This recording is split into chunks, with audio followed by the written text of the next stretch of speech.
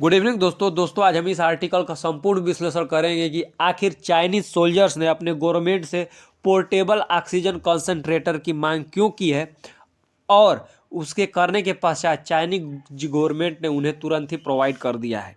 तो दोस्तों ऐसा इसलिए हुआ है क्योंकि चाइनीज सोल्जर 2 बार भारतीय सैनिकों द्वारा बहुत बुरी तरीके से पराजित हो चुके हैं। एक बार गलवान वैली इंसिडेंट में वहाँ पर भी उन्हें दौड़ा दौड़ा कर हमने मारा, और दूसरा हुआ कब? दूसरा हुआ है दोस्तों तवांग क्षेत्र में। तवांग कहाँ है? अरुणाचल प्रदेश में। वहाँ अभी एक आध 2 महीने पहले की बात है जब हमने इनको दौड़ा दौड़ा के मारा। तो भाई साहब ये अपने गाड़ी से जा रहे थे, बसों से जा रहे थे, तो रोते हुए जा रहे थे, बिलखते हुए जा रहे थे, इनके नाक से खून निकल रहा था। इनका कहना था कि हम जिस ऊंचाई पर लड़ रहे हैं उस ऊंचाई पर हम भारतीय सेना का मुकाबला नहीं कर सकते हैं, क्योंकि भारतीय सेना ऊंचाई पर रहने की अभ्यस्त है परंतु हम नहीं हैं, इसी कारण से हम हार गए हैं। ये किसने कहा? ये यहाँ के सोल्जर्स द्वारा अपने गवर्नमेंट से कहा गया कि भाई साहब हम इसके अभ्यस्त नहीं हैं, इसीलिए हम आ जा रहे हैं।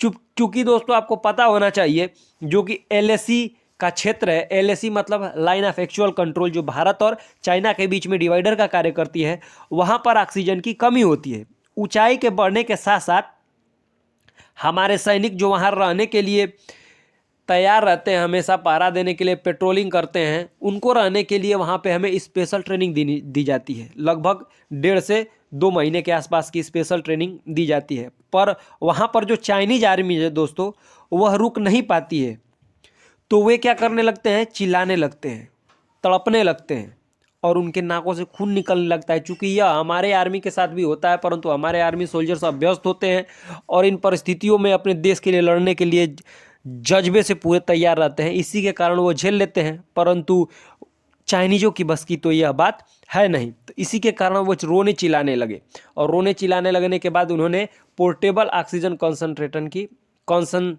की मांग की। उनकी समस्या जब पूछी गई तो उन्होंने बता दिया भाई साहब हमारी समस्या क्या है। समस्या के बाद उन्हें यह प्रोवाइड करा दिया गया है। इसकी खासियत क्या है दोस्तों?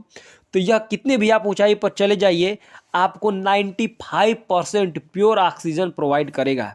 और तो और जब आपको ऑक्सीजन अच्छी मिलेगी तो आप अच्छे से टारगेट को मार सकते हैं, उन सोल्जर्स की अपेक्षा जिनके पास ऑक्सीजन की कमी है। यह लाइट वेट है, पर ऐसा माना जा रहा है कि इसकी जो वेट है वह कितनी होगी? 2 से 3 केजी तक होगी। परंतु ये जो लाइट वेट की बात की गई है ये केवल विशेषज्ञों द्वारा बात की गई है। अभी इसको मतलब डिस्क्लोज नहीं किया गया है कि इसका वेट कितना होगा और इसका खर्च कितना आएगा। तो इसको मतलब एक बनाने में लगभग 5 लाख रुपए तक का खर्च आएगा।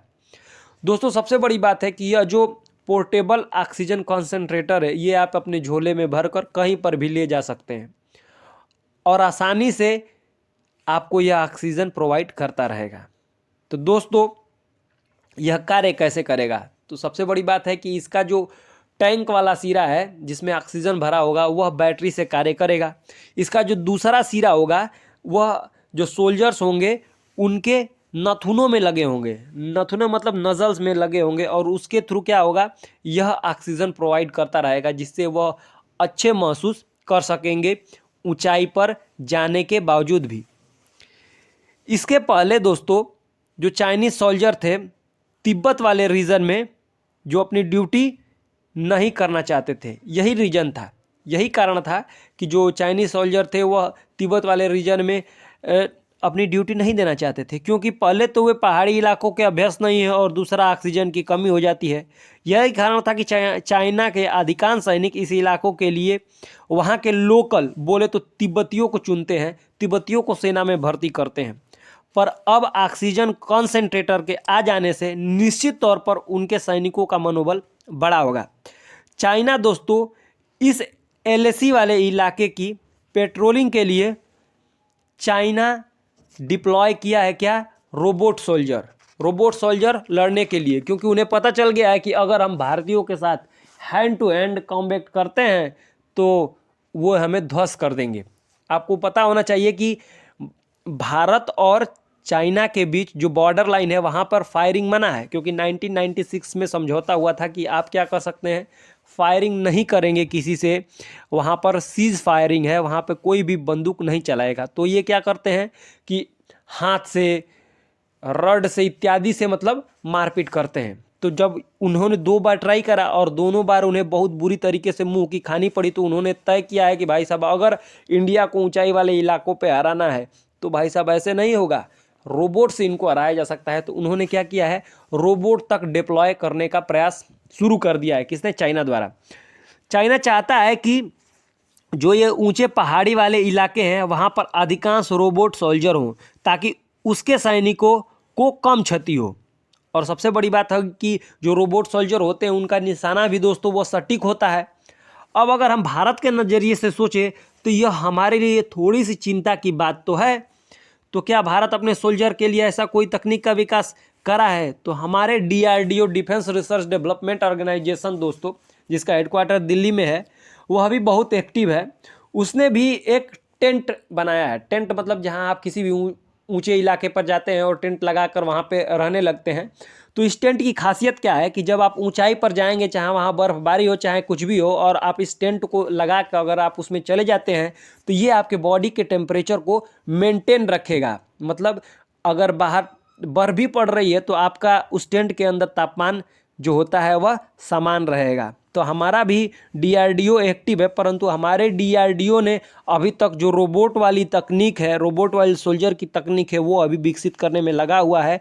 और दूसरा, अभी भी हमारे पास हमारे सोल्जर्स के लिए ऑक्सीजन टैंक तो पहुंचाए जाते हैं, परंतु वो जो चाइना का पोर्टेबल ऑक्सीजन कॉन्सेंट्रेटर है, वैसा टैंक अभी हमारे DRDO ने ऐसा कुछ विकसित नहीं करा है।